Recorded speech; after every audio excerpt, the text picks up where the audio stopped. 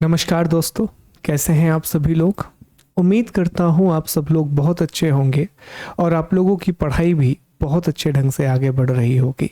साथियों, एक बार फिर से आप लोगों का बहुत बहुत स्वागत है हमारे प्राचीन भारतीय इतिहास की सीरीज में, एंशिएंट इंडियन हिस्ट्री की सीरीज में, जिसमें हमने सिंधु घाटी सभ्यता को पढ़ना शुरू किया था, इंडस वैली सिविलाइजेशन को पढ़ना शुरू किया था। सिंधु घाटी सभ्यता को पढ़ते समय अब तक हमने सामान्य परिचय एक डिस्कस कर लिया था। हमने नामकरण की भी बात कर ली थी कि कैसे इसका नामकरण हुआ।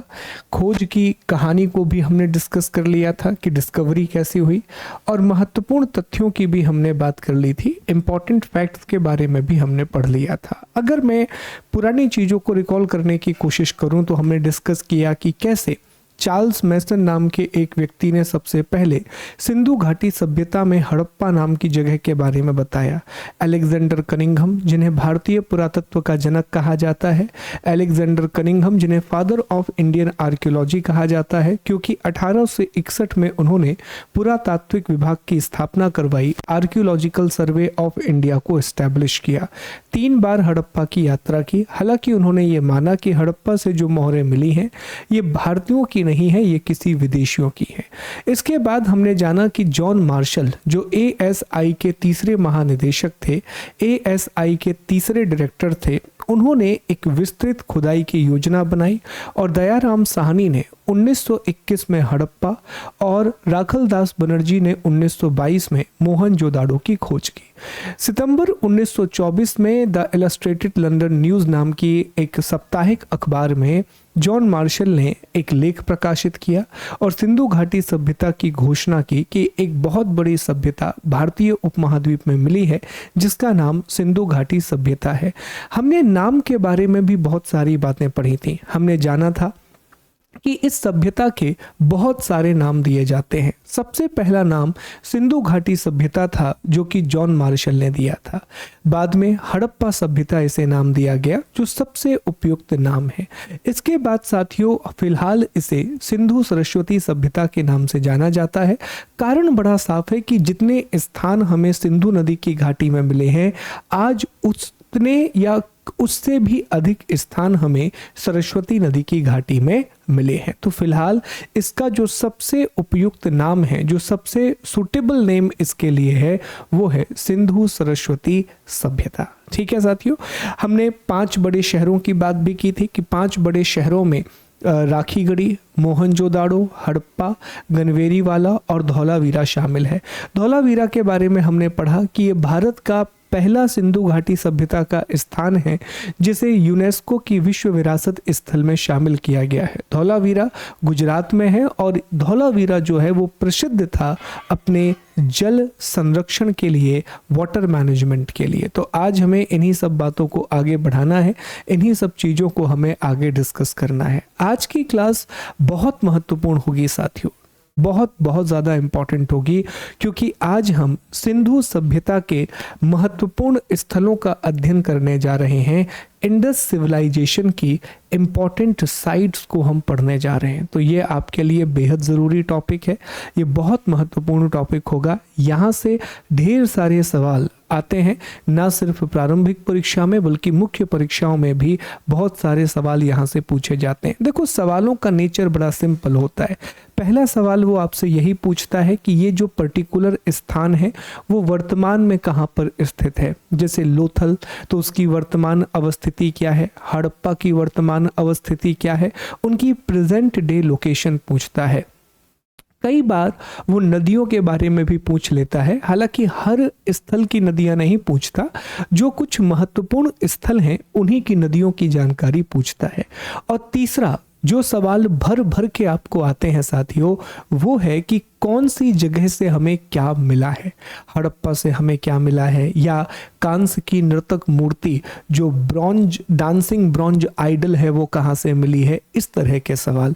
और याद रखिएगा, आज का सेशन अगर आप अच्छे से करेंगे तभी आपको सिंधु घाटी सभ्यता की विशेषताएं समझ में आएंगी, तभी आपको इंडस सिविलाइजेशन के कैरेक्टरिस्टिक समझ में आएंगे। तो बहुत ध्यान से, बहुत इत्मीनान से आज की क्लास करना है। मैं ये भी रिक्वेस्ट करूंगा कि एक ब्लैंक मैप लेना, उसमें भी आप इन स्थलों को बनाना। मैं भी आपको मैप के थ्रू याद करवाऊंगा।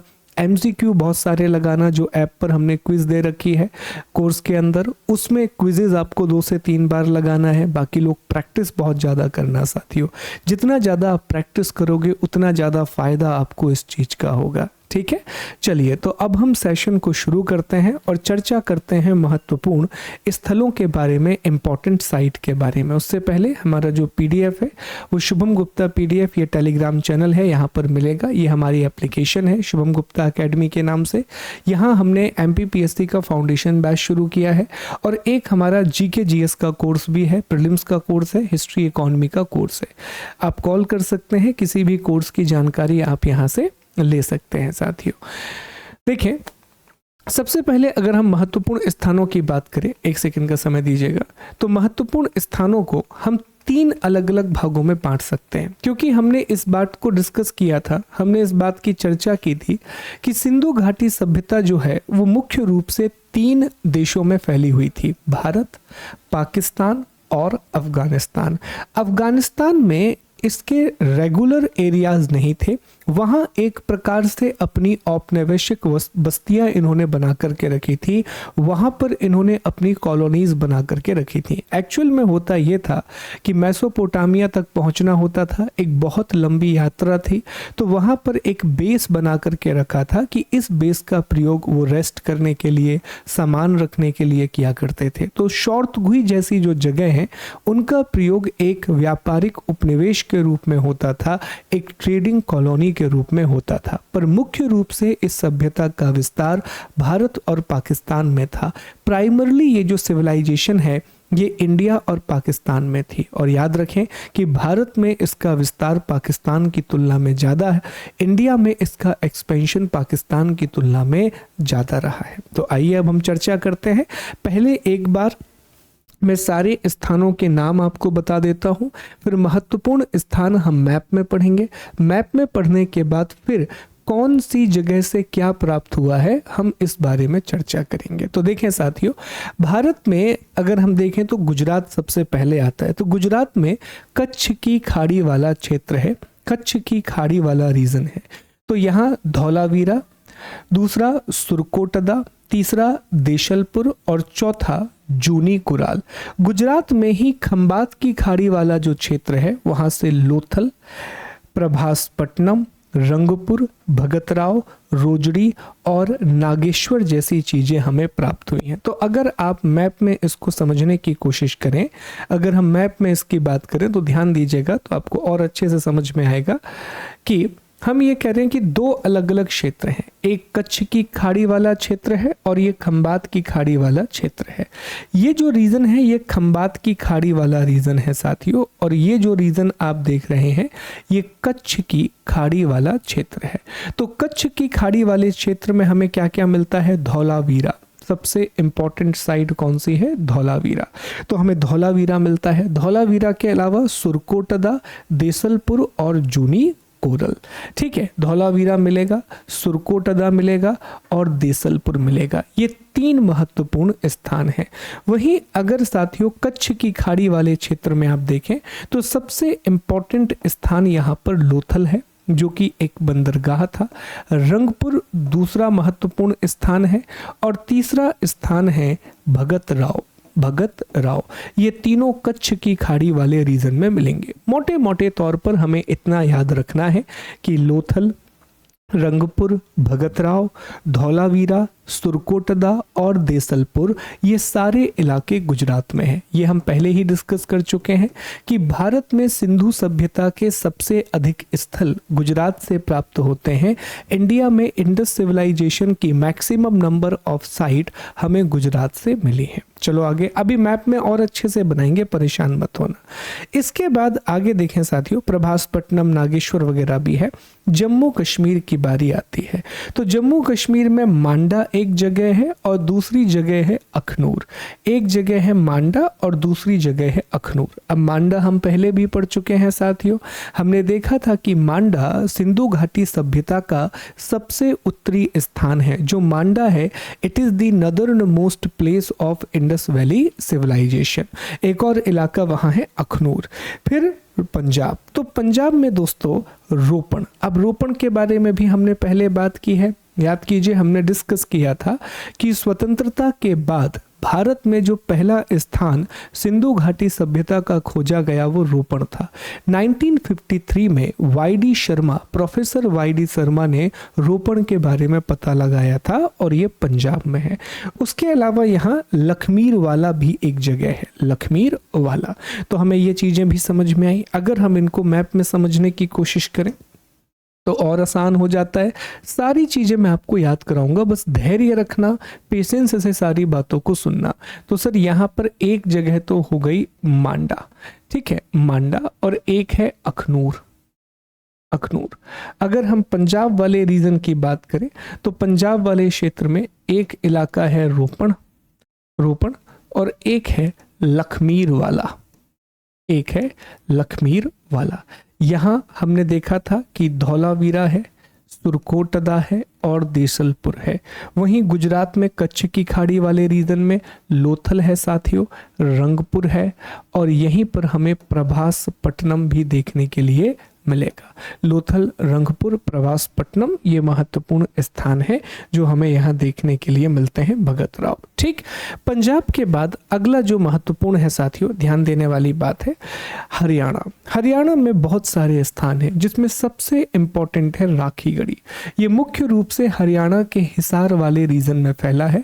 और राखीगढ़ी के बारे में जैसा हमने पढ़ा है कि क्षेत्रफल के आधार पर ये सिंधु सभ्यता का सबसे बड़ा स्थान है। It is the largest site of Indus civilisation by area.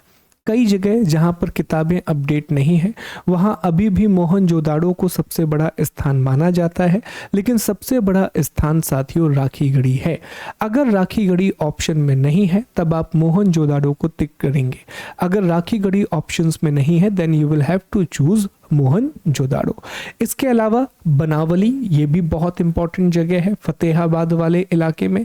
Bhagwanpur, भिर्राना, फरमाना, जोगनखेड़ा, Mitathal, Siswal बहुत इंपॉर्टेंट है, तिगराना और बालू। इसमें जो महत्वपूर्ण जगह हैं जो आपको याद रखना चाहिए, Rakhigarhi number 1, Banawali number 2, Bhagwanpur number 3, Bhirrana number 4, Mitathal 5 और सिसवाल 6। ये महत्वपूर्ण स्थान है जो हरियाणा में स्थित है। कौन कौन से सर? राखीगढ़ी सबसे बड़ा इलाका, फतेहाबाद, भिर्राना, मिताथल, सिसवाल और साथ में आता है भगवानपुर। याद रखना भगवानपुर हरियाणा में है जबकि भगत राव गुजरात में है। भगवानपुर हरियाणा में है जबकि भगत राव गुजरात वाले इलाके में स्थित है। आई विश कि यहाँ तक आपको चीजें याद रहेंगी।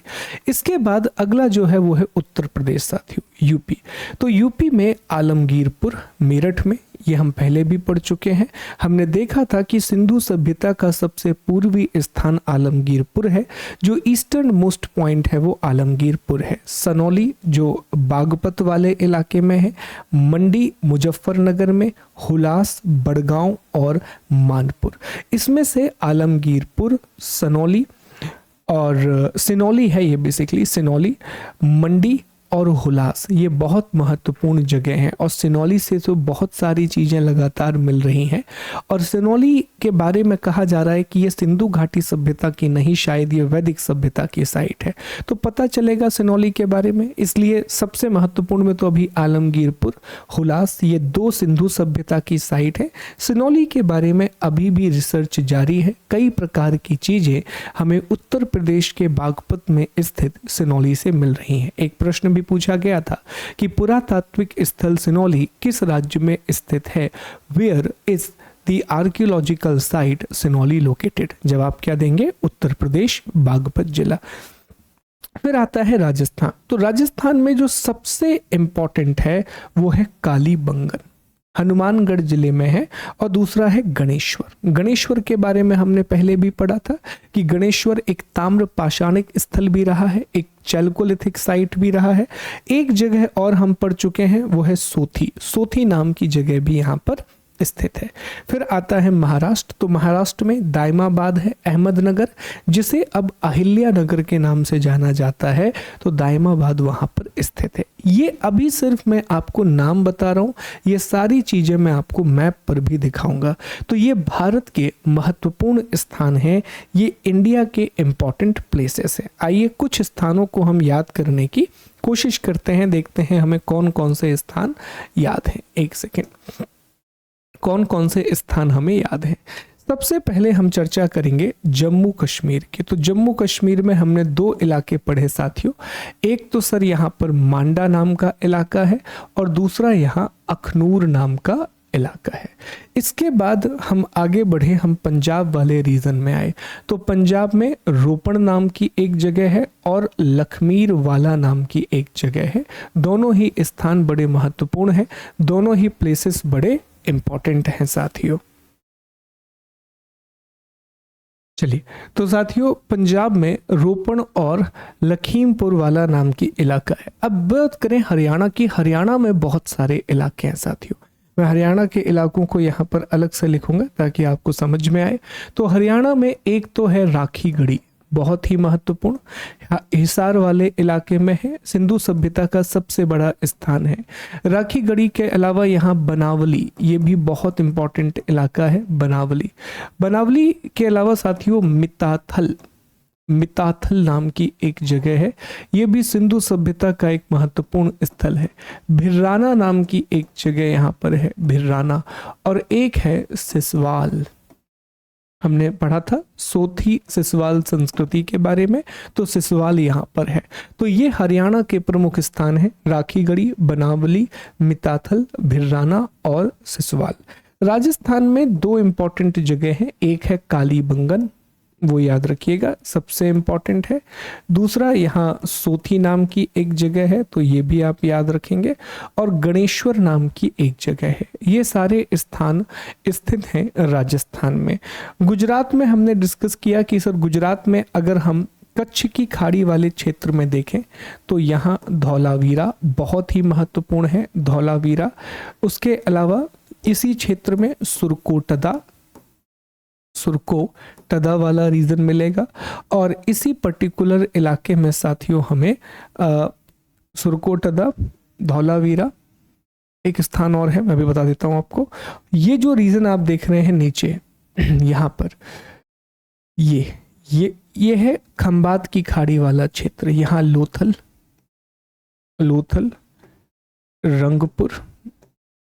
रंगपुर, एक और इलाका भगत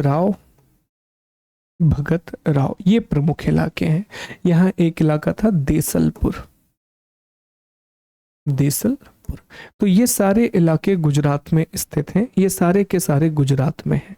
महाराष्ट्र में हमें एक इलाका मिलता है जो है दायमाबाद। कहाँ पर है सर? ये दायमाबाद अहिल्या नगर, जिसे पहले अहमदनगर के नाम से जानते थे, वहां पर है। यहाँ एक इलाका यूपी में मिलता है जिसका नाम है आलमगीरपुर। ये मेरठ वाले इलाके में है साथियों, मेरठ। उसके अलावा यहाँ से एक और जगह मिलती है हुलास, ये भी इंपॉर्टेंट जगह है। एक जगह है बागपत में सिनौली, लेकिन वो सिर्फ सिंधु घाटी की साइड नहीं है, और भी चीज़ें उसमें शामिल हैं, तो अभी उसे हम सीधे तौर पर सिंधु घाटी में शामिल नहीं करते। ये भारत में स्थित महत्वपूर्ण स्थल हैं, ये इंडिया में बने हुए सारे इंपॉर्टेंट प्लेसेस हैं। उम्मीद है कि ये मैप से अब आपको चीज़ें और क्लियर हो गई होंगी। 1-2 बार आपको भी अभी बाकी चीज़ें याद नहीं करना है, इसी तरीके से एक ब्लैंक मैप लेना है और उस ब्लैंक मैप में इन सभी चीज़ों को डिज़ाइन करना है। डिज़ाइन करने का मतलब है याद कीजिए, लिखते जाइए कि जम्मू कश्मीर में क्या था। 2 से 3 बार आप मैप में भर लोगे ना चीज़ें, कभी नहीं भूलोगे। 2 से 3 बार आप मैप बना लोगे, नहीं भूलोगे। इतिहास को थोड़ा इंटरेस्टिंग करके पढ़ो, मज़ा आने लगेगा। आसान है साथियों, बस तरीका सही होना चाहिए। ठीक, चलो अभी सिर्फ मैंने आपको शहरों के नाम और वो किस राज्य में स्थित हैं यह याद करवाया है। वहां से क्या मिला है, इस चीज की जानकारी हम थोड़ी देर बाद इकट्ठी करेंगे। अब चर्चा करना है हमें पाकिस्तान में कि सर पाकिस्तान में कौन कौन से स्थान हैं, पाकिस्तान में कौन कौन से प्लेसेस हैं। ये तो हो गए जी भारत के स्थान। अब हम पाकिस्तान के स्थानों की चर्चा करेंगे। तो देखें, जैसा मैंने कहा कि अफगानिस्तान में दो ही इलाके हैं, एक है शोरतगाही और एक है मुंडीगाग। ये दोनों ही इलाके एक व्यापारिक उपनिवेश थे, एक ट्रेडिंग कॉलोनी हुआ करते थे। ये सिर्फ व्यापारिक उपनिवेश थे, ये सिर्फ एक ट्रेडिंग कॉलोनी हुआ करते थे साथियों, जहाँ पर कुछ समय के लिए रुकना है, कुछ सामान रखना है, ये सारे काम सिंधु सभ्यता के लोग करते थे, क्योंकि इनका व्यापार मेसोपोटामिया के साथ था। मेसोपोटामिया के लोग सिंधु घाटी को मेलुहा कह करके बुलाते थे। मेसोपोटामिया की बहुत सारी मोहरें सिंधु सभ्यता में और सिंधु सभ्यता की बहुत सारी मोहरें मेसोपोटामिया में मिली हैं। Many seals of Mesopotamia found from Indus region. Indus seals are found in the Mesopotamia region. So basically Shortughai and Mundigak located in the Afghanistan were primarily the trading center or the trading colonies, not a center, you can say trading extension। ठीक है, चले तो पाकिस्तान में तीन तरीके से हम इसे बांट सकते हैं, पूरे इलाकों को हम तीन तरीके से बांट सकते हैं। सबसे पहले जैसे आप देख पाए तो हमें वो इलाके हैं जो बलूचिस्तान वाले क्षेत्र में है, ठीक है। दूसरा सिंध वाले क्षेत्र में स्थित सिंध, और तीसरा पंजाब के रावी क्षेत्र में स्थित इलाके। तो तीन भागों में हम बांट सकते हैं। अगर आप इसको मैप में देखने की कोशिश करें कि अगर हम इन तीन इलाकों से बांटें, यहाँ पर समझने का प्रयास करना कि ये जो पर्टिकुलर रीजन है, ये बलूचिस्तान हो गया, यहाँ सिंध वाला रीजन हो गया और यहाँ पंजाब वाला रीजन हो गया। तो हम इसे तीन भागों में मोटे मोटे तौर पर बांट रहे हैं।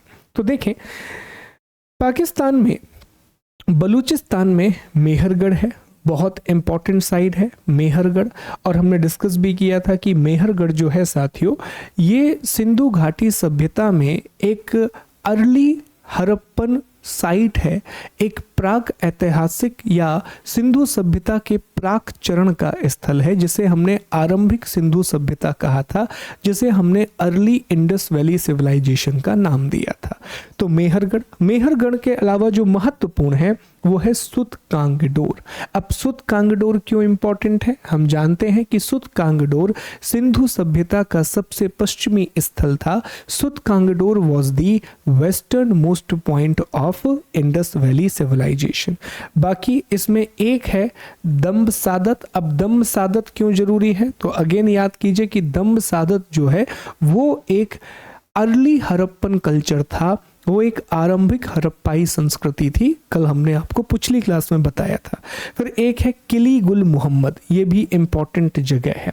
तो ये प्रमुख जगह हैं मेहरगढ़, सुतकांगडोर, दम्ब सादत और किली गुल मोहम्मद। उसके अलावा राणा गुंडई भी है, सुतका कोह भी है, बालाकोट है, डाबर कोट है, अंजीरा है। ये बहुत सारी जगह हैं, पर जो याद रखना है एग्जाम में पूछी जाती हैं वो मेहरगढ़, सुतकांगडोर, दम्ब सादत, अंजीरा, किली गुल मोहम्मद, ये प्रमुख हैं, ठीक, बलूचिस्तान में।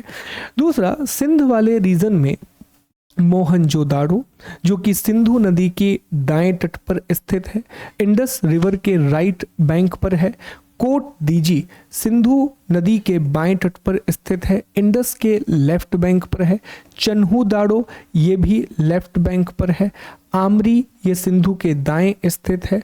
उसके अलावा अलहदीनो ये इंपॉर्टेंट जगह है, और कोई इंपॉर्टेंट नहीं है साथियों, ये इंपॉर्टेंट है। मोहनजोदाड़ो, कोट दीजी, चन्हू दाड़ो, आमरी और अलहदीनो, ये महत्वपूर्ण स्थान है सिंधु सभ्यता के, जो सिंध वाले रीजन में है, जो सिंध वाले रीजन में लोकेटेड है। कौन कौन से? मोहनजोदाड़ो, कोट दीजी, चन्हू दाड़ो, आमरी और अलहदीनो। फिर आता है रावी क्षेत्र पंजाब का। यहाँ हड़प्पा रावी नदी के बाएं तट पर स्थित है, रावी के लेफ्ट बैंक पर ये लोकेटेड है साथियों, ठीक है, रावी के लेफ्ट बैंक पर है। रहमान डेरी ये सिंधु नदी पर स्थित है साथियों। अगला गनेरी वाला, ठीक, ये सारे इंपॉर्टेंट जगह हैं, ये सारे इंपॉर्टेंट स्थान हैं। फिर सराय खोला, डेरा इस्माइल खान, ये इंपॉर्टेंट प्लेसेस हैं साथियों, ये इंपॉर्टेंट रीजन्स हैं जो कि पाकिस्तान वाले क्षेत्र में स्थित हैं। ठीक है साथियों, तो ये पाकिस्तान के महत्वपूर्ण स्थान हैं। अब इन्हें एक बार आप इन्हें रीड कीजिए, फिर हम इनको मैप में एक बार देख लेते हैं। चलिए साथियों, अब इन्हीं चीजों को एक बार हम मानचित्र में देख लेते हैं, एक बार हम इन्हें मैप में देख लेते हैं। तो ध्यान से देखिएगा, एक एक करके मैं आपको इलाके दिखाऊंगा। यहाँ पर आप देखें, ये जो जगह है ये सुत कांगडोर है। ये जो पर्टिकुलर जगह आप देख रहे हैं, इस जगह का नाम है सुत कांगडोर। मैं सिर्फ इंपॉर्टेंट जगह ही आपको याद करवाऊंगा साथियों। ये सुत कांगडोर है। उसी तरीके से यहाँ पाकिस्तान में बालाकोट नाम की जगह मिलेगी, ये भी महत्वपूर्ण साइट है। ये आमरी है, आमरी के बारे में हमने पहले भी डिस्कस किया था। और आमरी के बिल्कुल बाजू से कोट दीजी है, आमरी के बिल्कुल बाजू से चन्हू दड़ो है, माफ कीजिए, उसके ऊपर यहाँ कोट दीजी है। ये मोहनजोदाड़ो है, सिंधु नदी के किनारे। मोहनजोदाड़ो, कोट दीजी, आमरी, चन्हू दाड़ो, ये सब सिंधु नदी के किनारे मिलेंगे। ऊपर वाले इलाके में आप जाइए तो यहाँ जो इलाका मिलेगा साथियों, ये है हड़प्पा। ये हड़प्पा नाम की जगह है जो रावी नदी के किनारे है। यहाँ घग्गर हकरा प्रणाली के पास गनवेरी वाला नाम की जगह है साथियों, ये गनवेरी वाला है। ये इलाका जो आप देख रहे हैं, ये शोर तो ही मैं बता चुका हूँ। यहाँ रहमान डेरी नाम की जगह है, रहमान डेरी। ये राणा गुंडई नाम की जगह है साथियों, राणा गुंडई। और यहाँ पर मेहरगढ़ है, इस इलाके में आपको मेहरगढ़ भी देखने के लिए मिलेगा। तो ये महत्वपूर्ण इलाके हैं जो पाकिस्तान में स्थित हैं, इंपॉर्टेंट प्लेसेस हैं जो पाकिस्तान में स्थित हैं। एक बार फिर से देख लें कि बलूचिस्तान में मेहरगढ़, राणा गुंडई, सुत कांगडोर, सुतका कोह और बालाकोट, ये महत्वपूर्ण इलाके हैं। सिंध में मोहनजोदाड़ो, कोट दीजी, चन्हू दाड़ो, आमरी और साथ में अलहदीनो, ये मुख्य इलाके हैं। रावी क्षेत्र में हड़प्पा, रहमान डेरी, गनेरी वाला या गनवेरी वाला, ये प्रमुख इलाके हैं। ये इलाके पाकिस्तान में हैं। तो अब मैं उम्मीद करता हूं कि मानचित्र की सहायता से कम आपको ये याद हो गया होगा कि भारत में कौन कौन से इलाके हैं और साथ में पाकिस्तान में कौन कौन से इलाके हैं। अब हमारा दूसरा काम है कि एक बार फिर से हम इन्हें बहुत अच्छे से, एक बहुत बेहतरीन मैप तैयार किया है, एनिमेशन के साथ मैप तैयार किया है, जिससे आपको बहुत अच्छी जानकारी मिलेगी साथियों। सारी बातें बहुत अच्छे से समझ में आ जाएंगी।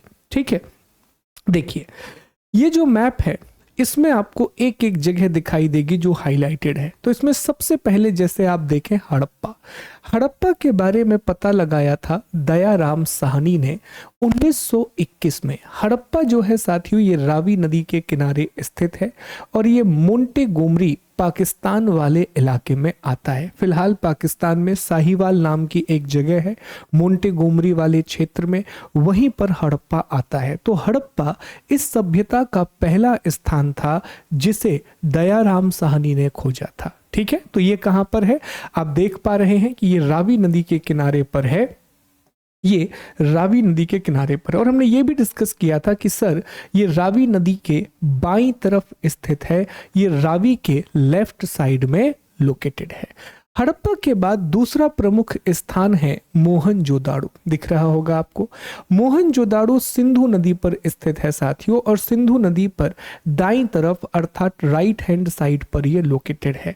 मोहनजोदाड़ो पाकिस्तान के लरकाना वाले रीजन में आता है और 1922 में अगले ही साल राखलदास बनर्जी के द्वारा मोहनजोदाड़ो की खोज की गई थी। तो Harappa was discovered by Dayaram Sahni, where is Mohenjodaro was discovered by Rakhaldas Banerjee. Harappa के बारे में दयाराम साहनी ने 1921 में पता लगाया था, जो रावी नदी के किनारे, कौन सी नदी, रावी नदी के किनारे स्थित है, मोंटेगामरी साहिवाल पाकिस्तान में। वहीं मोहनजोदाड़ो के बारे में 1922 में पता लगाया था राखलदास बनर्जी ने, जो सिंधु नदी के किनारे स्थित है, इंडस रिवर के बैंक पर लोकेटेड है। और ये दो महत्वपूर्ण स्थल हैं, ये दो बहुत ही इंपॉर्टेंट प्लेसेस हैं। इसके बाद जो अगला शहर है जो बड़ा इंपॉर्टेंट है साथियों, वो है चन्हू दाड़ो। चन्हू दड़ो, चन्हू दड़ो के बारे में भी हमने अभी डिस्कस किया था कि चन्हू दड़ो वाला जो रीजन है वो भी सिंधु नदी के पास ही स्थित है और ये पाकिस्तान वाले इलाके में है। तो पाकिस्तान में सिंध प्रांत वाला जो इलाका है, गोपाल मजूमदार ने चन्हूदड़ों के बारे में पता लगाया था। और भी लोग रहे हैं, ऐसा नहीं है कि सिर्फ एक ही व्यक्ति शामिल हो, और भी व्यक्ति इसमें शामिल रहे हैं, पर उसमें गोपाल मजूमदार का नाम बहुत ज्यादा प्रसिद्ध है। गोपाल मजूमदार का नाम बहुत ज्यादा फेमस है। और नदी का नाम जरूर याद रखिएगा कि ये सिंधु नदी के किनारे स्थित है। नानी गोपाल मजूमदार ने इसके बारे में पता लगाया था। ठीक है साथियों, चन्हूदड़ो तीसरा स्थान कहां पर है? पाकिस्तान में। किस जगह पर? सिंध प्रांत में। किसने खोजा था? नानी गोपाल मजूमदार ने इसको खोजा था। सिंधु नदी के किनारे स्थित है। 3 इलाके, तीनों कहां पर हैं? पाकिस्तान में। इसके बाद अगले इलाके पर फोकस कीजिएगा साथियों। तो जो नेक्स्ट इलाका है वो है धौलावीरा। कौन सा इलाका? धौलावीरा। अब धौलावीरा के बारे में भी हमने आपको बताया था रिसेंटली। धौलावीरा के बारे में हम 2-3 बार चर्चा कर चुके हैं साथियों कि जो धौलावीरा वाला रीजन है ये गुजरात के कच्छ क्षेत्र में आता है। किसमें आता है साथियों? गुजरात के कच्छ क्षेत्र में आता है। और धौलावीरा का पता लगाया था रविंद्रनाथ बिष्ट, इसमें शामिल थे। और रविंद्रनाथ बिष्ट के अलावा जगपति जोशी और रविंद्रनाथ बिष्ट ने धौलावीरा के बारे में पता लगाया था। धौलावीरा, जैसा हम बता चुके हैं कि ये अपनी जल प्रबंधन क्षमता के लिए प्रसिद्ध था। ये अपने वाटर मैनेजमेंट के लिए बहुत ज्यादा फेमस था। और धौलावीरा भारत का पहला सिंधु घाटी सभ्यता का स्थल है, जिसे 2021 में यूनेस्को की विश्व विरासत सूची में शामिल किया गया है। यूनेस्को के वर्ल्ड हेरिटेज साइट में शामिल किया गया है। उम्मीद है कि यहां तक समझ में आया होगा। गुजरात के कच्छ वाले रीजन में है। रविंद्रनाथ बिष्ट और जगपति जोशी का नाम आता है। जगपति जोशी ने पहले पता लगाया था, बाद में बिष्ट साहब ने यहाँ पर बहुत लंबे समय तक खुदाई का काम किया था, एक्सकेवेशन का काम किया था। ठीक है, तो बहुत इंपॉर्टेंट, महत्वपूर्ण अभी हम डिस्कस करेंगे कि धौलावीरा जो इलाका है ये मनहर और मानसेहरा नाम की 2 नदियां हैं। एक नदी का नाम है मनहर और दूसरी नदी का नाम है मानसेहरा। तो मनहर और मानसेहरा नदी की घाटियों में ये इलाका स्थित था साथियों। फिर अगला नाम आता है साथियों, नेक्स्ट जो है वो है लोथल। बहुत ही महत्वपूर्ण, लोथल और सुतकांगडोर। लोथल जो कि गुजरात में खंबात की खाड़ी वाले इलाके में है, और सुतकांगडोर जो कि बलूचिस्तान में मकरान जो तट है, मकरान कोस्ट वाला रीजन है, वहां पर स्थित है। ये बंदरगाह शहर हैं साथियों। ये कौन से शहर हैं? ये बंदरगाह शहर हैं, अर्थात ये पोर्ट टाउन है। और लोथल के बारे में रंगनाथ राव, इनको SR राव भी कहा जाता है, रंगनाथ राव ने इसके बारे में, SR राव ने इसके बारे में पता लगाया था। ये अहमदाबाद के पास स्थित है, भोगवा नदी के किनारे। भोगवा नदी साबरमती की एक सहायक नदी है, तो ये भोगवा नदी के किनारे स्थित है। अब ध्यान दीजिए, सबसे पहला स्थान कौन सा है? हड़प्पा। कहां पर है? पाकिस्तान में साहिवाल मोंटीगामरी वाला इलाका। किस नदी के किनारे? रावी नदी के किनारे। किसने खोजा? दयाराम साहनी ने खोजा। कब खोजा? 1921 में। दूसरा मोहनजोदाड़ो। कहां पर है साथियों? लरकाना जिला, सिंध प्रांत वाला इलाका है। लरकाना सिंध प्रांत पाकिस्तान में स्थित है। किस नदी के किनारे? सिंधु। राखलदास बनर्जी ने 1922 में खोजा। चन्हूदड़ो कहां पर? सिंध नदी के किनारे, सिंध प्रांत में, पाकिस्तान वाले इलाके में स्थित है। पता किसने लगाया था? तो गोपाल मजूमदार ने पता लगाया था। NG मजूमदार, नानी गोपाल मजूमदार। धौलावीरा कहां पर है? कच्छ का खाड़ी वाला क्षेत्र, गुजरात। कच्छ का खाड़ी वाला क्षेत्र, गुजरात। इसके बारे में रविंद्रनाथ बिष्ट और जगपति जोशी ने पता लगाया था। फिर लोथल, बंदरगाह शहर, पोर्ट टाउन, डॉकयार्ड टाउन, कहां पर स्थित है? कंबात की खाड़ी वाला इलाका, गुजरात का। किसने पता लगाया? SR राव ने इसके बारे में पता लगाया था, जो भोगवा नदी के किनारे स्थित है। भोगवा नदी साबरमती की एक सहायक नदी है, भोगवा साबरमती की एक ट्रिब्यूटरी है। तो ये सारी बातें आपको याद रखना है, ये बेहद महत्वपूर्ण है साथियों। ठीक है, इसके बाद हम आगे बढ़ेंगे, अगले हिस्से पर पहुंचेंगे। और जो अगला हिस्सा है, नेक्स्ट जो पार्ट है, क्या हो गया? नेक्स्ट जो पार्ट है साथियों वो है रंगपुर। रंगपुर भी इंपॉर्टेंट है। रंगपुर एक संस्कृति का विकास हुआ था। जब हड़प्पा सभ्यता खत्म होने लगी तो लेटर हड़प्पन पीरियड में रंगपुर कल्चर डेवलप हुआ था। उत्तरवर्ती हड़प्पा काल में रंगपुर संस्कृति का विकास हुआ था। तो रंगपुर के बारे में भी रंगनाथ राव ने पता लगाया था। मादर नाम की एक नदी है, काठियावाड़ गुजरात में ये स्थित है। रंगपुर के बाद साथियों अगला है कालीबंगा। बहुत ही important, a very very important place Kalibangan. हमने अभी डिस्कस भी किया था कि कालीबंगा जो इलाका है वो हनुमानगढ़ राजस्थान में आता है। अब इसकी कहानी बहुत अलग है। इसकी कहानी इसलिए अलग है कि इटली के एक पुरातत्ववेत्ता थे पियो टेसीटोरी। पियो टेसीटोरी नाम के एक पुरातत्ववेत्ता थे। सबसे पहले उन्होंने इसके बारे में पता लगाया था। फिर अमलानंद घोष, उसके बाद बी लाल और उसके बाद बी के थापर, इन सभी लोगों ने इस बारे में रिसर्च किया, अलग अलग तरीके की जानकारी दी। पर सबसे पहले इसके बारे में जो बताया था वो इटली के पुरातत्ववेत्ता थे, एक इटालियन आर्कियोलॉजिस्ट थे, नाम था लुइगी पियो टेसीटोरी।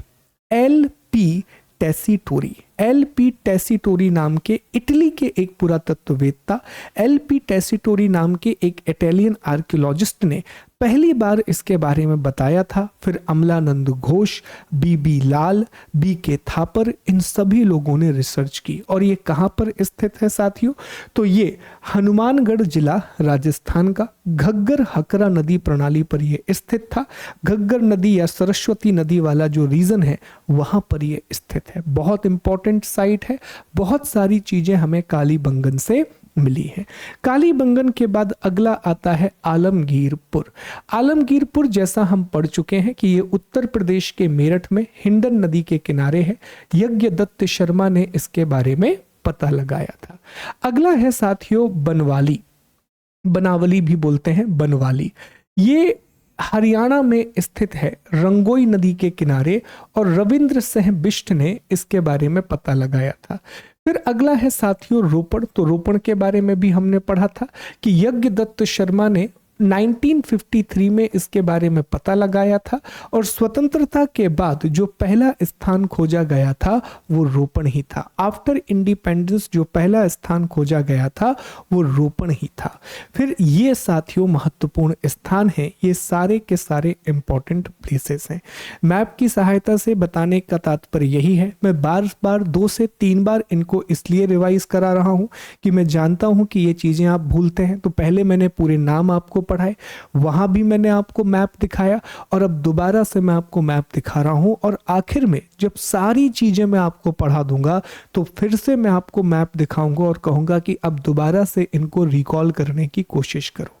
तो ये सारे महत्वपूर्ण स्थान हैं, ये सारे इंपॉर्टेंट प्लेसेस हैं, उनकी महत्वपूर्ण नदियां हैं, किसने उनको खोजा, ये सारी की सारी जानकारी इसमें दी गई है। तो चलिए अब हम चर्चा करते हैं सबसे मुश्किल बात की कि आखिर हमें सिंधु सभ्यता के किस किस स्थान से कौन कौन सी चीजें मिली हैं, किस पर्टिकुलर साइट से हमें कौन कौन से एविडेंसेस मिले हुए हैं। चलिए दोस्तों देखते हैं, समझते हैं।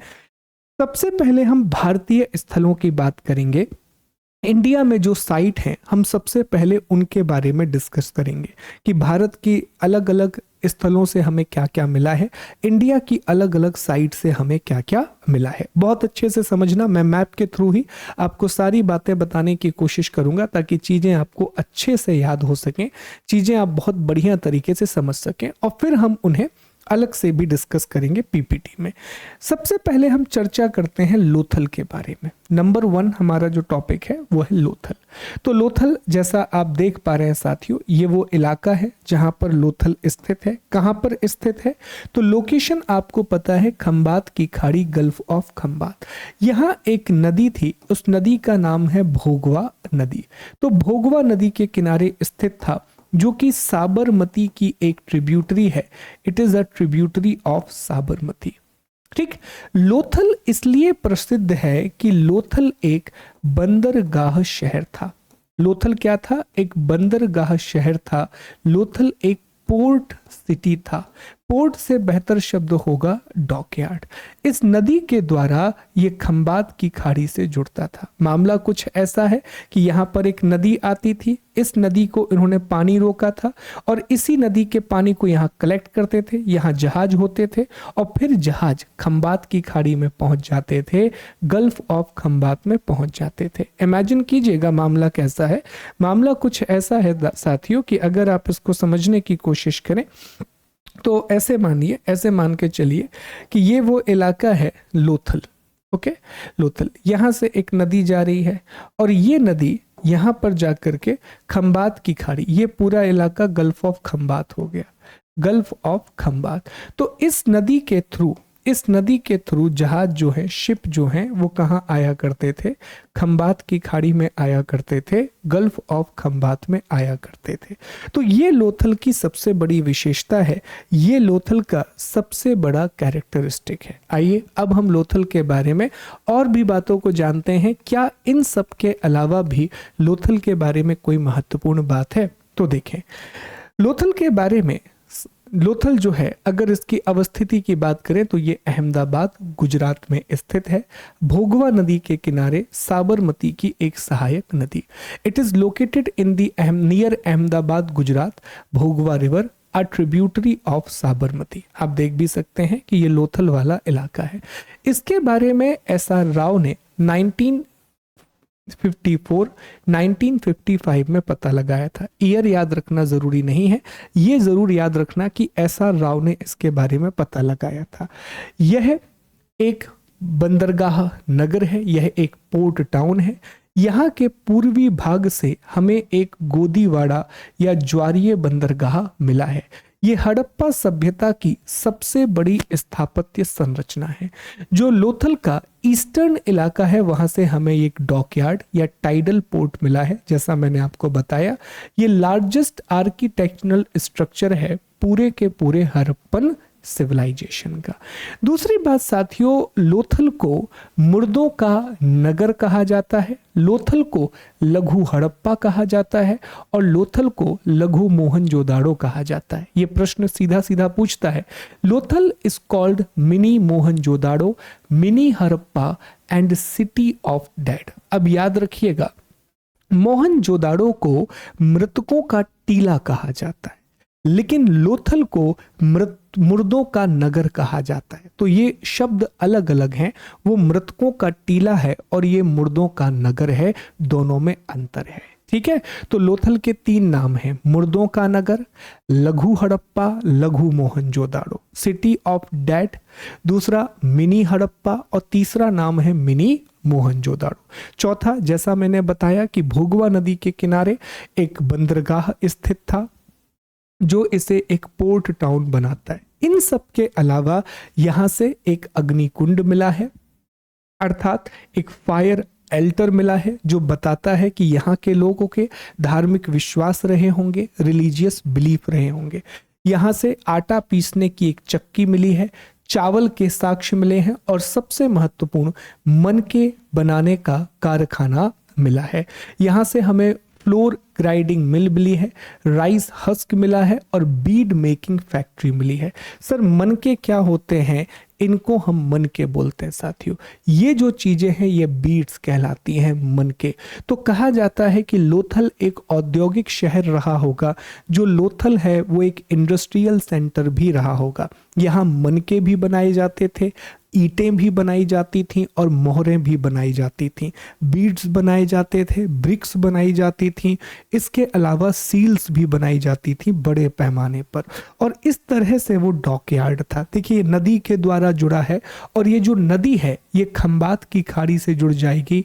ये जो रिवर है ये गल्फ ऑफ खंबात से एट द एंड कनेक्ट हो जाएगी साथियों। ठीक, तो इतनी बातें लोथल के बारे में याद रखना। बाकी छोटी छोटी बातें हैं, जैसे 3 युग्मित शवाधान मिले हैं, 3 लोगों को एक साथ दफनाया गया है, मम्मी का एक मॉडल मिला है, दुर्ग और नगर एक ही दीवार से घिरे हुए हैं, एक मछली की चोंच में चिड़िया दबी हुई है, चालाक लोमड़ी का अंकन किया गया है, गुरिल्ला और नाव की मूर्तियां मिली हैं। ये सब बातें उतनी महत्वपूर्ण नहीं है, ये पॉइंट बहुत इंपॉर्टेंट है। ठीक, तो आइए एक बार जल्दी से हम चीज़ों को रिकॉल कर लेते हैं ताकि सारी बातें हमें याद रहें। सर पहला पॉइंट आपने बताया कि लोथल जो है वो कहाँ पर है, गुजरात में है। किसके पास है, अहमदाबाद के पास है। नदी का नाम आपने बताया भोगवा, क्लियर।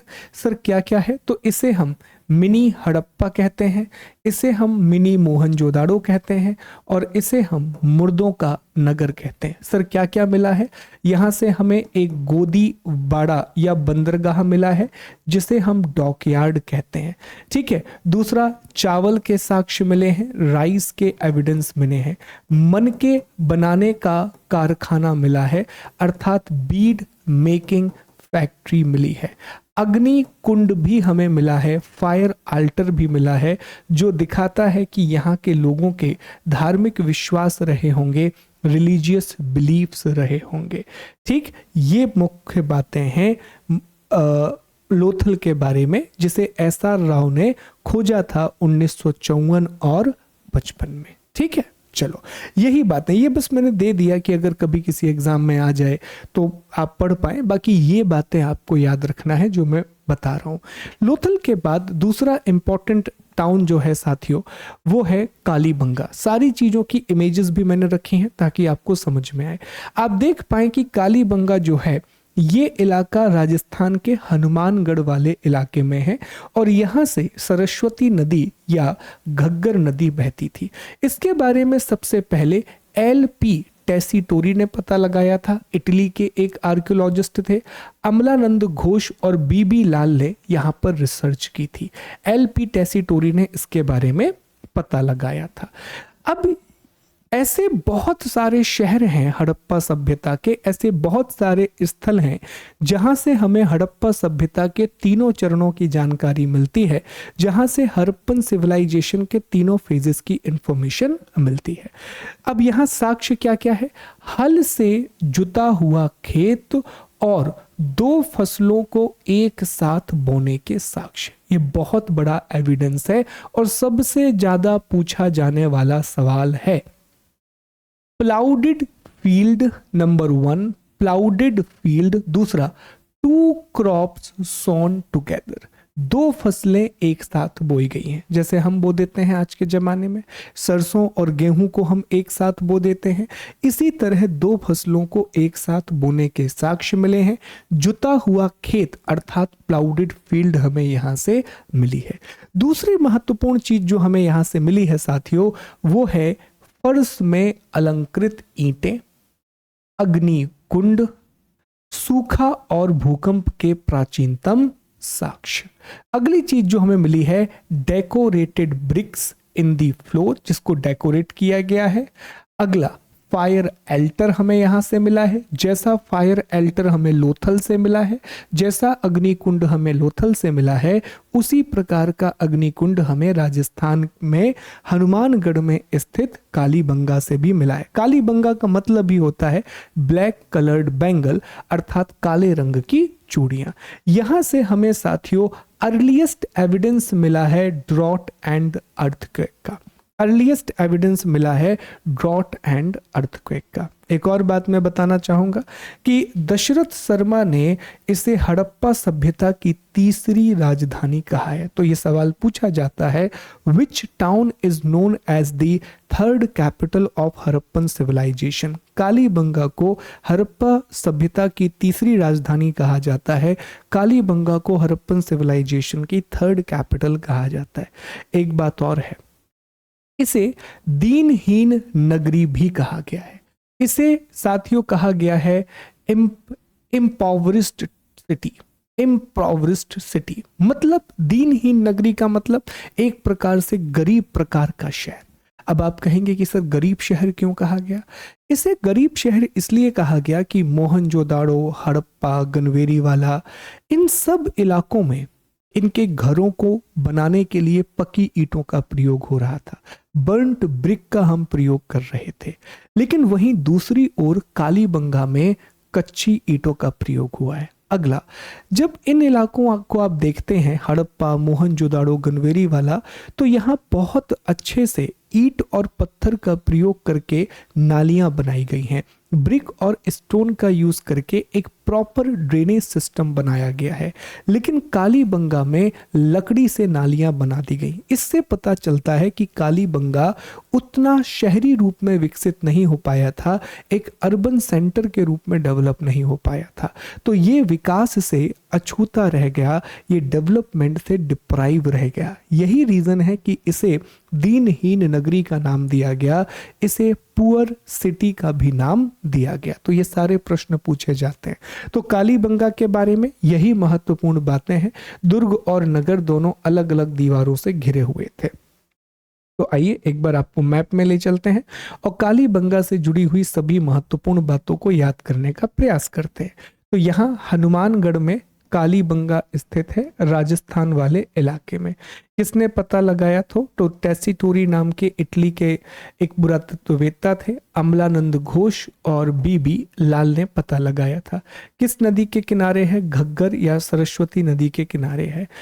यहाँ से जो जानकारी हमें मिली है, तो एक तो हमें कच्ची ईंट और लकड़ी की नाली, इस वजह से इसे गरीब शहर कहा गया।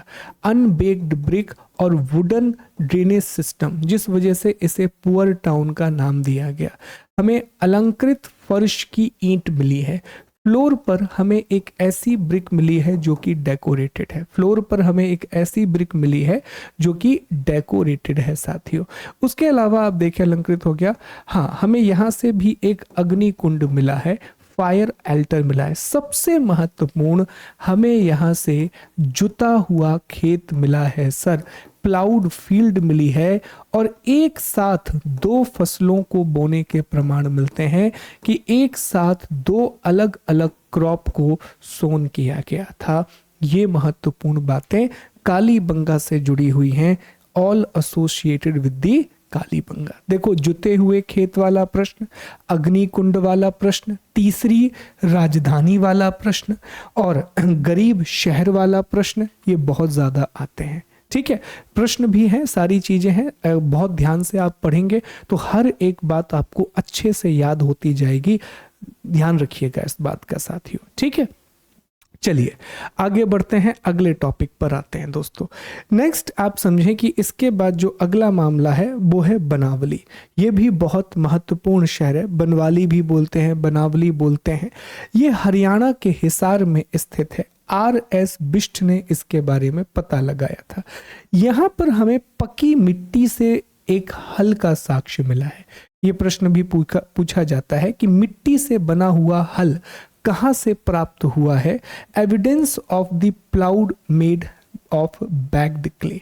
ठीक है, तो मिट्टी से बना हुआ हमें हल यहाँ से मिला है। कहाँ से? बनावली से।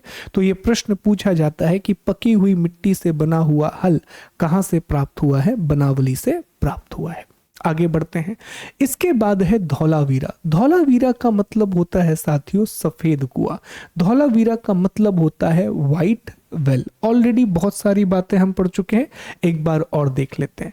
गुजरात के कच्छ वाले इलाके में ये मनहर और मानसेहरा नदियों के किनारे स्थित है। मनहर और मानसेहरा नदियों के किनारे स्थित है।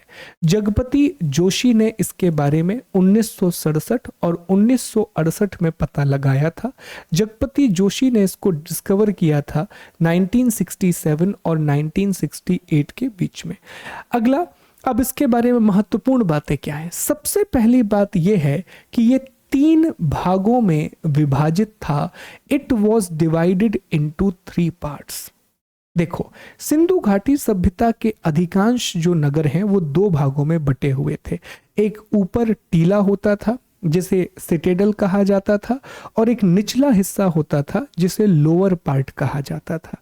लेकिन धौलावीरा एक ऐसा शहर है जो कि 3 भागों में बटा हुआ है, that is divided into 3 part. तो ये बहुत महत्वपूर्ण बात है कि सिंधु घाटी सभ्यता के उस नगर का नाम बताइए जो 3 भागों में बटा हुआ है। इंडस सिविलाइजेशन के उस टाउन का नाम बताइए, डिवाइडेड इनटू द 3 पार्ट्स। तो याद रखिएगा। दूसरी चीज ये है, सेकंड जो बात है कि भारत में ये सिंधु घाटी सभ्यता का दूसरा बड़ा स्थान है। इंडिया में ये हड़प्पा सभ्यता का दूसरा बड़ा स्थान है। सबसे बड़ा स्थान तो राखी गढ़ी है, राखी गढ़ी के बाद मोहनजोदाड़ो है, हड़प्पा है, गनवेरी वाला है, फिर धौलावीरा।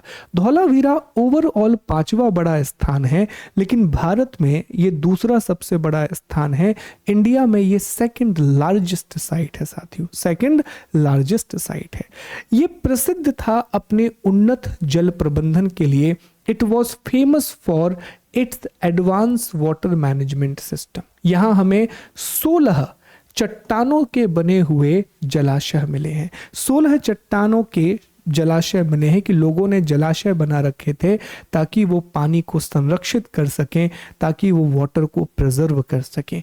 यही कारण था कि 2021 में 2021 में इसे यूनेस्को विश्व धरोहर स्थल घोषित किया गया, यूनेस्को का वर्ल्ड हेरिटेज साइट डिक्लेयर किया गया। ये भारत में 40वां विश्व विरासत स्थल बना, इंडिया का 14th UNESCO world heritage place बना, और ये सिंधु घाटी सभ्यता का भारत में पहला स्थान था जिसे यूनेस्को की विश्व विरासत सूची में शामिल किया गया। देखो, सिंधु घाटी सभ्यता में मोहनजोदाड़ो को ऑलरेडी यूनेस्को के वर्ल्ड हेरिटेज साइट में शामिल किया गया है, लेकिन भारत में धौलावीरा पहला स्थान बना जिसे यूनेस्को के वर्ल्ड हेरिटेज साइट में शामिल किया गया। याद रखने वाली बात है। उसके अलावा यहाँ सुनामी का साक्ष्य है, साइन बोर्ड मिला है, वैद्यशाला मिली है, नेवले की मूर्ति मिली है, गिरगिट की प्रतिमा। ये सब उतना इंपॉर्टेंट नहीं है। इसमें एक देख लें, स्टेडियम है, साइन बोर्ड है, सुनामी के एविडेंसेस हैं, स्टोन स्क्रिप्चर है मंगूस का, ठीक है, और एक चैम्बलिन स्टेटस है। ये सारी चीजें मिली हैं, पर अगेन वो उतना इंपॉर्टेंट नहीं है। तो आइए एक बार हम धौलावीरा को भी रिकॉल कर लेते हैं साथियों, ताकि सारी चीजें ना रिकॉल होती जाएंगी तो अच्छे से याद हो जाएगा। उससे पहले हमने एक और जगह पढ़ी थी, बनावली। कहाँ पर है? हरियाणा में है, हरियाणा में। और यहाँ से हमें हल, मिट्टी का एक हल मिला है साथियों, ठीक है। फिर ये जो जगह है ये है धौलावीरा। धौलावीरा का मतलब होता है वाइट वेल, अर्थात सफेद कुआं। जगपति जोशी ने इसके बारे में 1967-68 में पता लगाया था, ठीक है। मनहरा और मनसेहरा नदियों के किनारे ये स्थित है। गुजरात में जो कच्छ वाला रीजन है वहां पर है। इंपॉर्टेंट बात इसके बारे में यही है कि भारत में ये सेकंड लार्जेस्ट साइट है, दूसरा सबसे बड़ा स्थान है। भारत का ये 40वां यूनेस्को वर्ल्ड हेरिटेज साइट है, 40वां विश्व विरासत स्थल है, जबकि भारत में सिंधु घाटी सभ्यता का पहला स्थान है। ये 3 भागों में विभाजित था। It was divided into 3 part. बाकी सभी 2 भागों में थे, ये 3 भागों में विभाजित। यहां से जल प्रबंधन के साक्ष्य मिलते हैं, वाटर मैनेजमेंट के एविडेंस मिलते हैं। यहां चट्टानों को काट करके, जिसे हम कहते हैं रॉक कट, चट्टानों को काट करके जलाशय बनाए गए थे, रिजर्वियर बनाए गए थे। तो जल संरक्षण के प्राचीनतम साक्ष्य भी इस रूप में एक प्रकार से हमें यहाँ से मिलते हैं। वाटर मैनेजमेंट के एविडेंसेस भी हमें यहाँ से मिलते हैं। बाकी साइन बोर्ड, स्टेडियम, वो सारी चीजें अलग हैं। ये बातें महत्वपूर्ण हैं, ठीक है। चले आगे बढ़ते हैं साथियों, अगले हिस्से पर आते हैं और अगला है रोपण। अब रोपण के बारे में ऑलरेडी हम पढ़ चुके हैं कि ये पंजाब में है। यज्ञदत्त शर्मा ने इसको खोजा था और ये स्वतंत्रता के बाद खोजा गया पहला स्थान था, पढ़ चुके हैं। यहाँ से इंसान और कुत्ते को एक साथ में दफनाया गया है, जैसा बुर्ज होम में हमने देखा था, जो कि एक नवपाषाण कालीन स्थल था। बुर्ज होम जो कि एक नियोलिथिक साइट थी, वहां पर भी इंसान और कुत्ते को एक साथ दफनाया गया था। यहाँ पर भी हमें यही मामला देखने के लिए मिलता है। अगला है सुरकोटदा। याद आ रहा है आपको सुरकोटदा? हमने सुरकोटदा को पढ़ा था, गुजरात में है। देखो 3 अलग अलग जगह हैं, एक है सुतकांगडोर और दूसरी है सुतका कोह। नंबर 1 सुतकांगडोर, नंबर 2 सुतका कोह। ये दोनों पाकिस्तान में है। और जो सुरकोटदा है ये गुजरात में है, खंबात की खाड़ी वाले रीजन में, ठीक। तो ये याद रखिएगा, सुरकोटदा गुजरात में है साथियों, जबकि सुतकांगडोर और सुतकाकोह ये दोनों बलूचिस्तान पाकिस्तान वाले रीजन में आते हैं। सुरकोटदा इसलिए इंपॉर्टेंट है, ये सॉरी कच्छ की खाड़ी वाले रीजन में मैंने खंबात बोल दिया था। ये इसलिए इंपॉर्टेंट है कि यहां से हमें घोड़े की अस्थियां मिलती हैं, यहां से हमें साथियों, यहां से हमें हॉर्सेस के बोन्स मिलते हैं, यहां से हमें हॉर्सेस के बोन्स मिलते हैं, अर्थात घोड़े की अस्थियां मिलती हैं। अब ये बात बहुत इंटरेस्टिंग है और बहुत डिबेटेबल भी है। देखो, सिंधु घाटी सभ्यता के लोगों को घोड़े की जानकारी नहीं थी। किताबें यही लिखती हैं कि सिंधु घाटी सभ्यता के लोगों को घोड़े की जानकारी नहीं थी।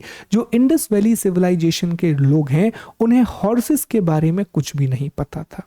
ठीक है सर, तो अगर उन्हें घोड़े के बारे में कुछ भी नहीं पता था तो सुरकोटदा से घोड़े की अस्थियां क्यों मिली हैं, हॉर्सेस के बोन्स क्यों मिले हैं? तो कुछ लोगों का यह मानना है कि उन्हें पता था, कुछ लोगों का मानना है नहीं पता था। अनफॉर्चुनेटली हमारी किताबों में तो यही लिखा है कि उन्हें घोड़े की जानकारी नहीं थी, तो हमें भी यही मानना पड़ेगा। ये मैप में भी आप देख सकते हैं कुछ जगह, जैसे ये धौलावीरा है साथियों, ये धौलावीरा वाला रीजन है, ये काली बंगा है, ये राखी गढ़ी है हिसार वाले रीजन में। ठीक है, ये अलग अलग इलाके आपको यहाँ पर दिख रहे हैं। ये धौलावीरा इस तरीके से, ये खादिया बेट नाम का एक आइलैंड है, रन ऑफ कच्छ की लेक है, इस तरीके से ये जुड़ा हुआ है। ठीक, चलो आगे बढ़ते हैं, अगले टॉपिक पर आते हैं। ये कुछ और इमेजेस मुझे आपको दिखाना था, ये धौलावीरा की ही इमेजेस हैं। धौलावीरा के इन इलाकों को अगर आप ध्यान से देखेंगे तो इस तरह उन्होंने जलाशय बनाए हुए थे छोटे छोटे। ऐसे 16 हमको जलाशय मिले हैं, ऐसे 16 हमको रॉक कट रिजर्वियर मिले हैं, चट्टान और पत्थरों के द्वारा बनाए गए ऐसे 16 जलाशय हमको मिले हैं, 16 अलग अलग जलाशय। ये धौलावीरा की इमेजेस हैं साथियों। ठीक, ये धौलावीरा की इमेजेस हैं। तो उम्मीद है कि अब तक की सारी बातें आपको याद होंगी। हमने डिस्कस किया लोथल के बारे में, कालीबंगा जहां से हमें हल्का जुता हुआ खेत मिला, उसके अलावा धौलावीरा के बारे में, रोपण, सुरकोटदा, इन सब के बारे में हमने पढ़ लिया है।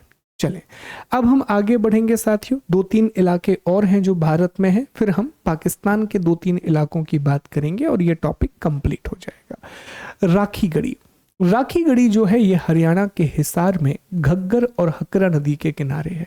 इसमें बहुत सारे लोगों का योगदान है, सूरज भान का, अमरेंद्र नाथ का और वसंत सिंधे का। इन सभी लोगों ने राखी गढ़ी के बारे में रिसर्च की है और फिलहाल आर्कियोलॉजिकल सर्वे ऑफ इंडिया भी यहाँ पर बहुत गहरी रिसर्च कर रहा है।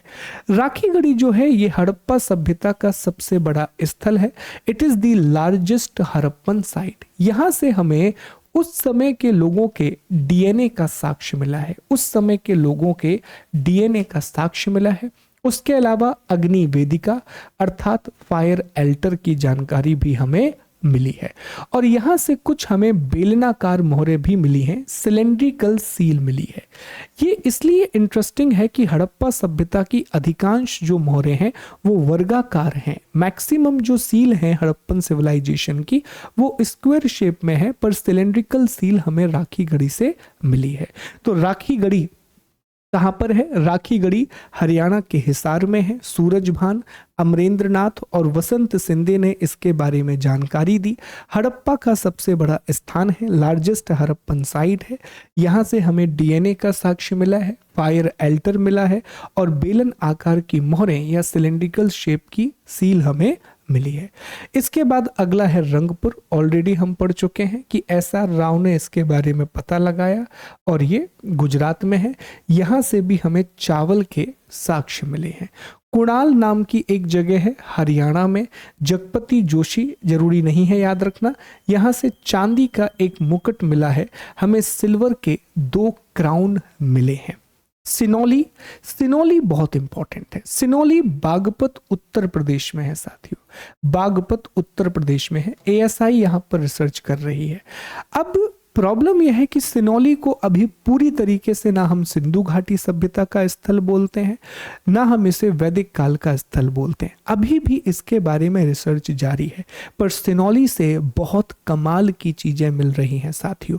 फिलहाल आपसे इतना ही प्रश्न पूछा जाएगा कि सिनौली नाम का पुरातात्विक स्थल कहाँ पर है? Where is the archaeological site Sinauli located? तो आपको जवाब देना है कि ये बागपत उत्तर प्रदेश में स्थित है। अब यहाँ से हमें क्या क्या मिला है, यहाँ से एक बहुत बड़ा कब्रिस्तान हमको मिला है, एक बहुत बड़ी सिमेट्री हमको मिली है, ठीक है।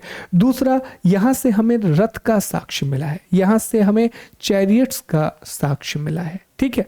और चावल और दाल के साक्ष्य हमें मिले। रथ सबसे महत्वपूर्ण है। आइए मैं आपको इमेजेस में दिखाता हूं साथियों। इस पर डिस्कवरी पर एक सीरीज भी बनी थी, सीक्रेट्स ऑफ सिनोली, जिसपे मनोज वाजपेयी थे। इस तरह के रथ की जानकारी हमें मिली है साथियों। ये जो आप देख रहे हैं, ये सिनोली से मिला हुआ एक आकार है, जो एक रथ के आकार का पहिया आपको दिखेगा। यहाँ अगर आप ध्यान से देखें तो ये रथ के आकार का एक पहिया है। ये सारी चीजें हमें सिनोली से मिल रही हैं, अलग अलग प्रकार के शवाधान, बहुत सारी मल्टीपल चीजें। तो सिनोली के बारे में आगे भी आप देखोगे कि अलग अलग तरह की खबरें आती रहेंगी, तो आप अपडेटेड रहना। फिलहाल सबसे महत्वपूर्ण बात जो सिनोली से मिली है वो है एक रथ। हमें इस तरह के रथ की जानकारी मिली है, और ये बात इसलिए महत्वपूर्ण हो जाती है जो हम वैदिक सभ्यता में पढ़ेंगे। अभी बता दूंगा तो मजा नहीं आएगा। आप कमेंट करके बताइएगा कि सिनोली का रथ वैदिक सभ्यता से कैसे जुड़ा है, वो हम वहां डिस्कस करेंगे, ठीक है। इसके बाद एक और साइट है दाइमाबाद। आप जानते हैं कि ये महाराष्ट्र में अहिल्यानगर, जिसे अहमदनगर के नाम से जाना जाता था, वहां पर स्थित है। प्रवरा नदी के किनारे स्थित है, और ये हड़प्पा सभ्यता का सबसे दक्षिणी स्थल है। सदर्न मोस्ट पॉइंट है हड़प्पन सिविलाइजेशन का, ठीक है। तो ये भारत में स्थित हड़प्पा के प्रमुख साक्ष्य, ये सब कुछ हमें सिनोली से मिला है। इस तरह का एक रथ का साक्ष्य, ये रथ के पहिए अगर आप देख पा रहे हैं, इसी का डिटेल पिक्चर है। ये रथ के पहिए का ये डिटेल पिक्चर है। ये चीजें हमें सिनोली से मिली हैं। तो ये भारत के प्रमुख स्थान हैं, इंडिया के इंपॉर्टेंट प्लेसेस हैं। तो चले कुछ प्रश्न मैं आपसे कर लेता हूं ताकि चीजें आपको याद हो जाएं। जैसे एक प्रश्न वो आपसे पूछेगा कि हड़प्पा सभ्यता की तीसरी राजधानी किसे कहा जाता है, third capital of Harappan civilisation, क्या नाम दोगे? कालीबंगा को दशरथ शर्मा ने हड़प्पा सभ्यता की तीसरी राजधानी कहा है। किस हड़प्पाई स्थल को लघु मोहनजोदाड़ो और लघु हड़प्पा के नाम से जाना जाता है? What place is called mini Harappa and mini Mohenjodaro? जवाब होगा लोथल। लोथल जो कि गोदीबाड़े के लिए प्रसिद्ध है, जो कि डॉकयार्ड के लिए प्रसिद्ध है, साबरमती की सहायक भोगवा नदी के किनारे स्थित है। अगला सवाल वो आपसे पूछेगा कि भारत में हड़प्पा सभ्यता का वो कौन सा स्थान है जिसे यूनेस्को की विश्व विरासत सूची में शामिल किया गया है? What Harappan site in India have included in the UNESCO world heritage site? क्या जवाब देंगे? धौलावीरा, जो कि कच्छ वाले क्षेत्र में गुजरात में स्थित है, ये आपका जवाब होगा। अगला सवाल पूछेगा वो कौन सी जगह है जहां से हमें मिट्टी का हल मिला है?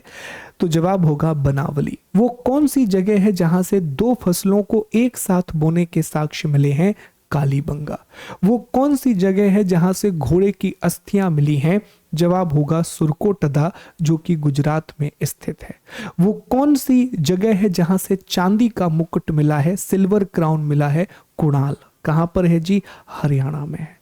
अगला सवाल पूछेगा उस स्थान का नाम बताइए जहां से हमें अग्नि वेदिकाओं के साक्ष्य मिले हैं, फायर एल्टर की इंफॉर्मेशन मिली है। तो कालीबंगा में भी फायर एल्टर है, लोथल में भी फायर एल्टर है, और राखीगढ़ी में भी फायर एल्टर है। इन तीनों जगह पर हमें अग्नि वेदिकाओं के साक्ष्य मिलते हैं। हड़प्पा सभ्यता का सबसे दक्षिणी स्थान कौन सा है? सदर्न मोस्ट पॉइंट दाइमाबाद है, जो महाराष्ट्र में आता है। सिनोली कहां पर स्थित है? उत्तर प्रदेश के बागपत में स्थित है। यहाँ से हमें रथ और बहुत सारी अलग अलग जानकारियां मिली हैं, बहुत सारी अलग अलग इंफॉर्मेशन मिली है। मनके बनाने का कारखाना कहाँ स्थित था? Bead making factory. तो याद कीजिए, अभी पीपीटी में आपने देखा कि मनके बनाने का कारखाना लोथल में था। हमने इमेज भी आपको दिखाई थी, अगर आप याद कर पा रहे हो। फिर हमने डिस्कस किया अगला पॉइंट जो हमने पढ़ा कि अच्छा ये बताइए कि वो कौन सी जगह है जहां पर हमें रॉक कट रिजर्वियर मिले हैं, चट्टानों के बनाए हुए जलाशय। धौलावीरा में हमें चट्टानों के बनाए हुए जलाशय मिले हैं, बहुत सारे रॉक कट रिजर्वियर मिले हैं। वो कौन सी जगह है जिसकी खोज स्वतंत्रता के बाद की गई? रोपण, जो कि यज्ञदत्त शर्मा के द्वारा पंजाब में खोजा गया था। कालीबंगा किस नदी के किनारे था? घग्गर नदी के किनारे। राखीगढ़ी भी घग्गर नदी के किनारे ही स्थित था, ये उसी पर्टिकुलर इलाके में थे। वर्तमान में कालीबंगा कहाँ स्थित है? करंटली कालीबंगा की लोकेशन क्या है? हनुमानगढ़ जिला। कहाँ का साथियों? राजस्थान का हनुमानगढ़ वाला इलाका। एक और सवाल लोथल से बन सकता है कि वहां 3 युग्मित शवाधान मिले हैं, 3 अलग अलग कपल्स के ब्यूरियल मिले हैं, जो कई मायनों में सती प्रथा का एक साक्ष्य माना जाता है। सती का एक कस्टम है। सती एक बहुत ही बुरी प्रथा है साथियों, थी, अब तो नहीं है, जिसमें अगर पति मर जाए तो पत्नी को भी उसके साथ चिता में जला दिया जाता था। तो ये सारी बातें हमने डिस्कस की अब तक की कहानी में। चले, पाकिस्तान के 4 स्थानों के बारे में हमें पढ़ना है और हमारा टॉपिक कंप्लीट हो जाएगा। देखो ये टॉपिक थोड़ा सा मुश्किल है, थोड़ा सा ट्रिकी है। मैं पूरी कोशिश कर रहा हूँ पिक्चर्स दिखा करके, मैप में आपको रिप्रेजेंट करके कि याद हो जाए। आप भी 2 से 3 बार मेहनत करोगे, 2 से 3 बार एफर्ट लगाओगे, ये चीजें निश्चित तौर पर आपको याद हो जाएंगी। ठीक है, आइए देखते हैं, आगे बढ़ते हैं। इसके बाद अगला जो इलाका है साथियों वो है हड़प्पा। ध्यान दीजिए, हड़प्पा। अब हम पाकिस्तान के स्थलों की बात करेंगे। ये इलाका है हड़प्पा, रावी नदी के किनारे स्थित है। रावी के लेफ्ट साइड पर ही स्थित है, बाएं तट पर स्थित है। ये साहिवाल मोंटेगामरी वाला इलाका है पाकिस्तान के पंजाब में, वहां पर यह है। 1921 में दयाराम साहनी ने इसके बारे में पता लगाया था और हम जानते हैं कि ये इस सभ्यता का खोजा गया पहला स्थान था। ये इस सिविलाइजेशन में डिस्कवर किया गया पहला प्लेस था।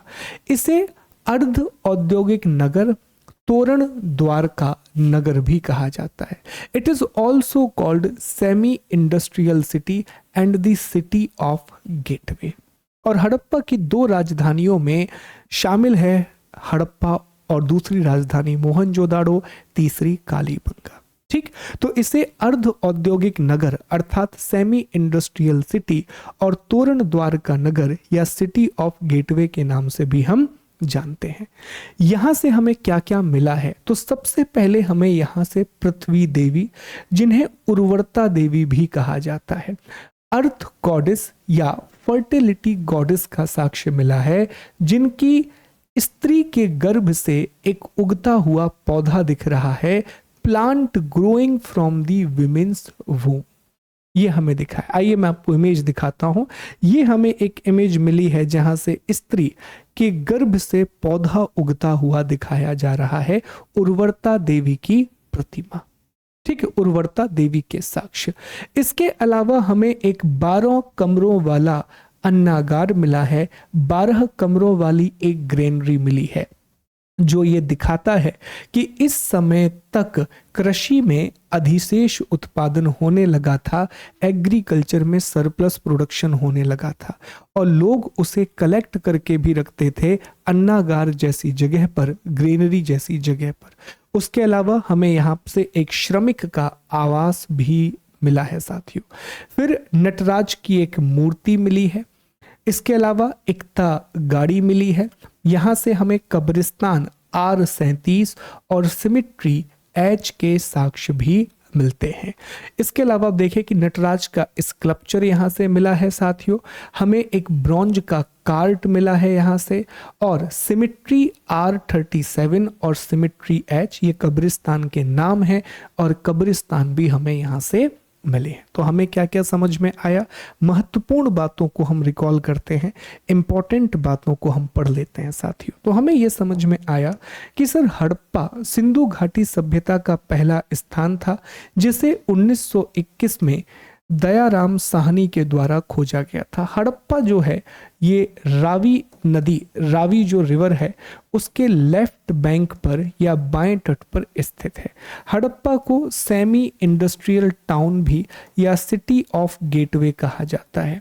इसे अर्ध औद्योगिक नगर या तोरण द्वार भी कहा जाता है। हड़प्पा वो जगह है साथियों जहां से हमें उर्वरता देवी का साक्ष्य मिलता है, गॉडेस ऑफ फर्टिलिटी के बारे में जानकारी मिलती है।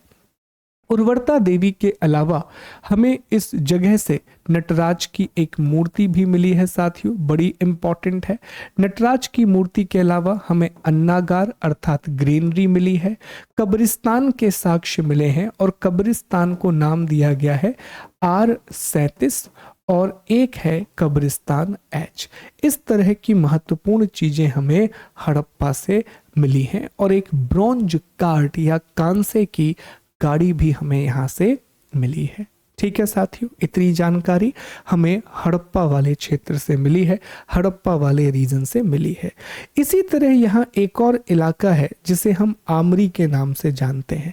अब याद कीजिए, हमने मैप में आपको कुछ जगह दिखाई थी, आमरी हमने पहले भी दिखाई है। आमरी एक बहुत इंपॉर्टेंट जगह है, आमरी प्राक हड़प्पाई स्थल है, अर्ली हड़प्पन साइट है। आमरी हो गया, कोट दीजी हो गया, ये सारी इंपॉर्टेंट साइट हैं। तो देखिए, आमरी के बारे में याद रखना कि ये सिंध प्रांत पाकिस्तान में सिंधु नदी के किनारे स्थित है। NG मजूमदार, नानी गोपाल मजूमदार ने इसके बारे में पता लगाया था। कोट दीजी के बारे में, ये खैरपुर सिंध प्रांत पाकिस्तान में सिंधु नदी के किनारे स्थित है। जॉन मार्शल और FA खान ने इसके बारे में पता लगाया था। यहाँ से अग्निकांड के साक्ष्य मिलते हैं। यहाँ से साथियों हमें एविडेंसेस ऑफ फायर, मतलब अग्नि से लोग जल गए थे। एक चीज और भी है कोट दीजी के बारे में कि कोट दीजी एक ऐसी जगह है जहां से हमें हड़प्पा सभ्यता के तीनों चरणों की जानकारी मिलती है, जहां से हमें हड़प्पन सिविलाइजेशन के तीनों फेजेस की इंफॉर्मेशन मिलती है। तो कोट दीजी भी बहुत महत्वपूर्ण जगह है, MPPSC के मेंस में पूछा गया था और बाकी एग्जाम्स तो आप जानते ही हैं, कोट दीजी से सवाल बनते रहते हैं। तो कोट दीजी, आमरी, ये दोनों सिंध नदी के किनारे स्थित हैं, इंडस रिवर के पास लोकेटेड हैं। ठीक है, मैप में भी एक बार आप देख सकते हैं अगर चाहें तो, कोट दीजी और आमरी आपको इजीली दिख जाएंगे। ये आमरी है साथियों, दिस इज आमरी, और ये कोट दीजी है, ये कोट दीजी वाला इलाका है। चलो आगे बढ़ते हैं, अगले टॉपिक पर आते हैं। ये हमने इमेजेस भी आपको दिखा दी कि ये अन्नागार है।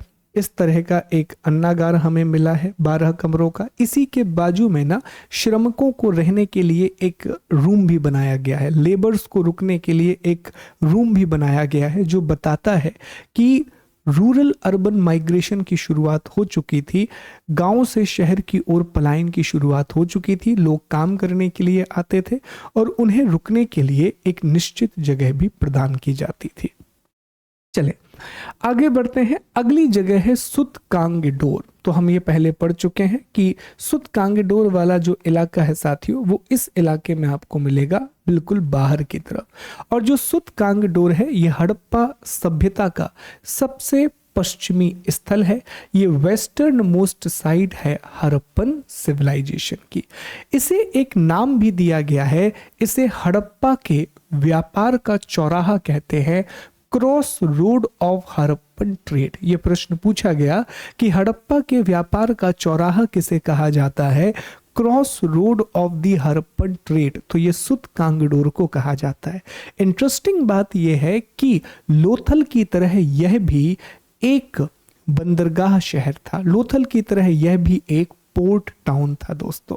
ठीक, अगला मोस्ट इंपॉर्टेंट मोहनजोदाड़ो, जो सिंधु नदी पर स्थित इंडस रिवर पर लोकेटेड है। ध्यान दीजिए, मोहनजोदाड़ो को हम मृतकों का टीला भी कहते हैं, मोहनजोदाड़ो को माउंट ऑफ द डेड भी कहा जाता है। और ये सिंधु घाटी सभ्यता का पहला स्थान है जो यूनेस्को के वर्ल्ड हेरिटेज साइट में शामिल हुआ था, यूनेस्को की विश्व विरासत सूची में शामिल हुआ था। हम जान पाए हैं कि इसके बारे में राखल दास बनर्जी ने 1922 में पता लगाया था, RD बनर्जी ने 1922 में पता लगाया था। यह सिंध प्रांत पाकिस्तान लरकाना में सिंधु नदी के दाएं तट पर स्थित है। ये लरकाना जो कि सिंध पाकिस्तान में आता है और इंडस रिवर की राइट बैंक पर यह है, सिंधु नदी के दाएं तट पर यह स्थित है। मोहनजोदाड़ो अनडाउटेडली हड़प्पा सभ्यता की दूसरा सबसे बड़ा शहर था, पर सबसे डेकोरेटेड टाउन था। सबसे डेकोरेटेड कोई टाउन था तो वो मोहनजोदाड़ो था। कह सकते हैं कि उस समय का सबसे विकसित कोई स्थान था तो वो मोहनजोदाड़ो था साथियों। ठीक, इसके ऊपर मूवी भी बनाई गई है मोहनजोदाड़ो। मैं पहले कुछ आपको इमेजेस दिखाता हूं कि मोहनजोदाड़ो में क्या क्या था। देखो, ये इस तरह से एक एआई जनरेटेड इमेज है। इसमें दिखाया गया है कि ये सिंधु नदी बह रही है। सिंधु नदी के दाहिने तट पर इंडस रिवर के राइट बैंक पर मोहनजोदाड़ो बना हुआ है। शहर दो भागों में बटा हुआ है। अगर ध्यान से आप इस इमेज को देखो तो बीच में या पूर्व की तरफ, ईस्ट की तरफ आपको, या पूर्व की तरफ आपको दो अलग अलग हिस्से दिखेंगे। एक हिस्सा आपको निचला हिस्सा दिखेगा जिसे लोअर टाउन कहा जाता था, और दूसरी तरफ एक उठा हुआ हिस्सा दिखेगा, इसे टीला या सिटेडल कहा जाता था। माना जाता था कि शहर दो भागों में इसलिए बनाए गए थे कि ऊपर वाले भाग में कुलीन वर्ग का निवास रहा होगा, ऊपर वाले हिस्से में जो एरिस्टोक्रेट हैं वो रहते होंगे, जो नीचे का हिस्सा है वहाँ सामान्य वर्ग का निवास रहा होगा, वहाँ पर जो पीपल हैं, जो जनरल पब्लिक है, वो यहाँ रहती होगी साथियों। और ये जो ऊपर का इलाका है ना, मोहनजोदाड़ो से एक बहुत सारी चीजें मिली हैं। क्या क्या मिली हैं आइए आपको बताते हैं। मोहनजोदाड़ो से एक विशाल स्नानागार मिला है। मोहनजोदाड़ो से हमें इस तरह का एक स्विमिंग पूल मिला है साथियों। स्विमिंग पूल मिला है जिसके आप देख सकते हैं कि इसमें सीढ़ियां हैं उतरने के लिए, आजू बाजू कमरे बनाए गए हैं, और कहा जाता था कि शायद इसका प्रयोग धार्मिक कार्यों के लिए किया जाता होगा, रिलीजियस वर्क के लिए किया जाता होगा। इतना ही नहीं, हमें मोहनजोदाड़ो से एक पत्थर की एक मूर्ति मिली है जिसे पुरोहित राजा कहा गया है, जिसे पुरोहित किंग कहा गया है। इस तरह की एक मूर्ति हमें मिली है। फिर हमें कांसे की एक नर्तकी की मूर्ति मिली है, एक ब्रॉन्ज डांसिंग गर्ल का आइडल मिला है। पशुपतिनाथ की एक मोहर मिली है हमें। इस तरह से पशुपतिनाथ की एक सील मिली है जिसमें एक व्यक्ति है जो योगी की मुद्रा में बैठा हुआ है, उसके ऊपर मुकुट है, बाजू में भिन्न भिन्न प्रकार के जानवर हैं। इसमें आप देख पाए तो हाथी भी दिखेगा, फिर नीचे आप देखें तो हिरण देखेंगे, इस तरह से गेंडा, ये सारे ऊपर सिंधु सभ्यता की लिपि में कुछ लिखा हुआ है। तो ये सारी चीजें हमें मोहनजोदाड़ो से मिली हैं। अब आइए इन चीजों को पढ़ते हैं। तो मोहनजोदाड़ो को स्तूपों का शहर कहा जाता है, सिटी ऑफ स्तूपा कहा जाता है, आध्यात्मिक नगर कहा जाता है, स्पिरिचुअल सिटी कहा जाता है, रेगिस्तान का बगीचा, गार्डन ऑफ डेजर्ट, सिंध का नखलीस्तान और सिंध का बाग, इस तरह के अलग अलग नामों से इसे जाना जाता है। यहां से हमें वृहद स्नानागार मिला है, the great bath. The great bath यहां से मिला है। पुरोहित आवास, एक पुरोहित का घर, अन्नागार, सबसे बड़ी इमारत है ये सिंधु घाटी सभ्यता की। जो ग्रेनरी है वो इंडस सिविलाइजेशन की सबसे बड़ी इमारत है, सबसे बड़ी बिल्डिंग है। ये प्रश्न पूछा जाता है कि सिंधु घाटी सभ्यता की सबसे बड़ी इमारत कौन सी है, तो मोहनजोदाड़ो का अन्नागार, ग्रेनरी ऑफ मोहनजोदाड़ो। फिर हमें कांसे की नग्न नर्तकी मिली है, ब्रॉन्ज डांसिंग गर्ल मिली है। इसके अलावा हमें यहाँ से कृत्रिम बांध भी मिला है, एक डैम के साक्ष्य भी हमें मिले हैं।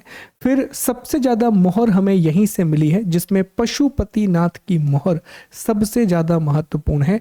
पशुपति सील बहुत इंपॉर्टेंट है। यहाँ से एक सभा भवन भी मिला है, असेंबली हॉल भी मिला है। फिर एक पुरुष पुरोहित की मूर्ति पत्थर से बनी हुई, सेलखेड़ी पत्थर से बनी हुई, स्टेटाइट मटेरियल से बनी हुआ एक प्रीस्ट का आइडल जो मैंने आपको दिखाया। मलेरिया के साक्ष्य हमें मिले हैं। कुएं और शौचालय लगभग हर घर में थे। कब्रिस्तान यहाँ पर नहीं था, कब्रिस्तान के साक्ष्य नहीं मिलते। और कहा जाता है कि बाढ़ की वजह से ये शहर 7 बार उजड़ा था और फिर इसे दोबारा बनाया गया था। मोहनजोदाड़ो से बहुत सारी चीजें मिल रही हैं।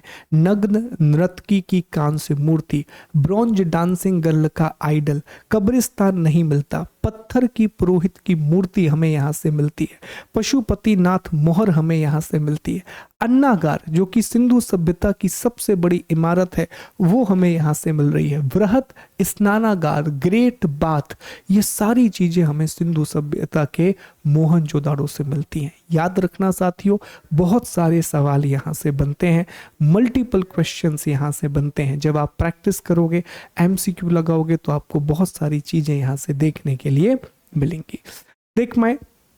अगली जो बात है साथियों, आखिरी शहर जिसके बारे में हमें पढ़ना है वो है चन्हू-दाड़ो। ठीक है, चन्हू-दाड़ो ये भी सिंधु नदी के किनारे सिंध प्रांत पाकिस्तान में है। एनजी मजूमदार ने इसके बारे में पता लगाया था। ये है चन्हू-दाड़ो वाला इलाका सिंधु नदी के किनारे। ये एकमात्र नगर है जो दुर्गीकृत नहीं है। It is the only city in of Indus civilisation that was not fortified. समझने वाली बात है। धौलावीरा एकमात्र शहर था जो कि 3 भागों में बटा हुआ था, बाकी अधिकांश शहर 2 भागों में बटे। लेकिन जितने भी शहर हैं उनके चारों तरफ एक सुरक्षा दीवार या उनका फोर्टिफिकेशन किया गया है। पर चन्हू-दाड़ो जो सिंधु नदी के किनारे सिंध प्रांत में पाकिस्तान में स्थित है, वो एकमात्र शहर है जिसका दुर्गीकरण नहीं किया गया है, जिसका फोर्टिफिकेशन नहीं किया गया है। यहां परवर्ती काल में झूकर झांगर संस्कृति का विकास हुआ साथियों। झूकर कल्चर यहां डेवलप हुआ लेट हड़प्पा पीरियड में, पढ़ाया था आपको पिछली क्लास में। ठीक है, यहां से हमें मिट्टी की नालियां मिली हैं और वक्राकार ईंटें मिली हैं। यहां पर भी हमें मनके बनाने का कारखाना मिला है। जिस तरह लोथल में, अगर कभी भी दोनों ऑप्शन में हो तो हमेशा लोथल टिक करना, जिस तरह लोथल में हमें मनके बनाने का कारखाना मिला है, ठीक उसी तरह चन्हू-दाड़ो में भी हमें बीड मेकिंग फैक्ट्री मिली है। ईंट पर बिल्ली का पीछा करते हुए कुत्ते के पदचिन्ह मिले हैं। ठीक है, evidence of dogs paw print chasing cat on the brink. मुहर में 3 घड़ियाल और 2 मछलियां मिलती हैं। यहां से सौंदर्य प्रसाधन की लिपस्टिक, इत्र, काजल, इन सब का साक्ष्य मिलता है। लिपस्टिक, परफ्यूम, इन सब के एविडेंस, कॉस्मेटिक्स की जानकारी मिलती है। यहां से भी हमें कांसे की इक्का गाड़ी मिली है, ब्रॉन्ज कार्ट मिली है जो हमें हड़प्पा से भी मिली थी। यहां से भी हमें नग्न नर्तकी की मूर्ति के साक्ष्य मिले हैं, पर वो उतना इंपॉर्टेंट नहीं है। खिलौने मिले हैं, ये सारी चीजें हमें यहां से मिलती हैं। तो चन्हू-दाड़ो बहुत इंपॉर्टेंट नहीं है। चन्हू-दाड़ो के बारे में एक ही बात याद रखिएगा कि चन्हू-दाड़ो एकमात्र ऐसा शहर है साथियों जो दुर्गीकृत नहीं था। Only town that was not fortified. That was the most important part that you need to remember. इसी के साथ सारे महत्वपूर्ण स्थल समाप्त होते हैं। उम्मीद है कि याद रहेगा। पाकिस्तान में हड़प्पा, चन्हू-दाड़ो, सुतकांगडोर और मोहनजोदाड़ो महत्वपूर्ण है, और भारत के इंपॉर्टेंट स्थान भी मैंने आपको बताए। कोशिश आपको ये करनी है कि इन चीजों को मैप में एक बार रिकॉल करो। प्रश्न जितने ज्यादा लगाओगे उतने अच्छे से कर पाओगे। ऐप में जितने भी दोस्त ये देख रहे हैं, आपको क्विज प्रोवाइड किया गया है, तो वहां से आप क्विज लगाएं। बाकी लोग जो हैं, आप अलग अलग जगह से इसकी प्रैक्टिस करते रहें साथियों। जितनी आप प्रैक्टिस करोगे उतनी आपको मदद मिलेगी इन चीजों को याद रखने में। और याद रखना, इस क्लास को कम से कम 2 बार देखो, तभी आपको अगली क्लास समझ में आएगी, क्योंकि इन सभी बातों का उपयोग हम आने वाली क्लास में करेंगे, तो वहां एक बहुत अच्छा रिवीजन भी आपका हो जाएगा। ठीक है, चलिए इसी के साथ हम इस लेक्चर को समाप्त करते हैं। उम्मीद है कि आपको यह समझ में आया होगा। दोस्तों, ये हमारी एकेडमी है, शुभम गुप्ता एकेडमी, एक ऑनलाइन प्लेटफॉर्म, हमारा खुद का प्लेटफॉर्म जो हमने शुरू किया है। यहाँ जीके जीएस का एक बहुत अच्छा कोर्स और एमपीपीएससी फाउंडेशन का एक कोर्स चल रहा है, जिसे आप इनरोल कर सकते हैं। उसमें सारी चीज़ें ना मुझे ही देखनी है, मैक्सिमम काम उसमें मैं खुद ही कर रहा हूँ। तो एक बार जा कर के आप जरूर इन कोर्सेज को देखें, इनको एक्सप्लोर करें और समझें कि जो भी आपके फीडबैक है वो भी आप दे सकते हैं। उसमें क्विजेज हैं, पीडीएफ है। जीके जीएस का जो हमारा कोर्स है ना, वो एक ऐसा कोर्स है, आप किसी भी एग्जाम की तैयारी कर रहे हो, किसी भी एग्जाम की जिसमें जीके पूछा जाता हो, वो सारा बहुत अच्छे से कवर हो जाएगा साथियों। वहीं एमपीपीएससी फाउंडेशन बैच 2027 को टारगेट करेगा। इसमें प्री और मेंस की पूरी प्रिपरेशन रहेगी, पूरी तैयारी होगी। और भी कोर्सेज हैं, हिस्ट्री इकोनॉमी का स्पेशल कोर्स है MPPSC के लिए, दूसरे एग्जाम के लिए भी आप इनरोल कर सकते हैं, और एक हमारा MPPSC प्रीलिम्स का बैच है जो हाल ही में लॉन्च हुआ है। Thank you so much, take care, god bless you, जय हिंद, जय भारत, थैंक यू।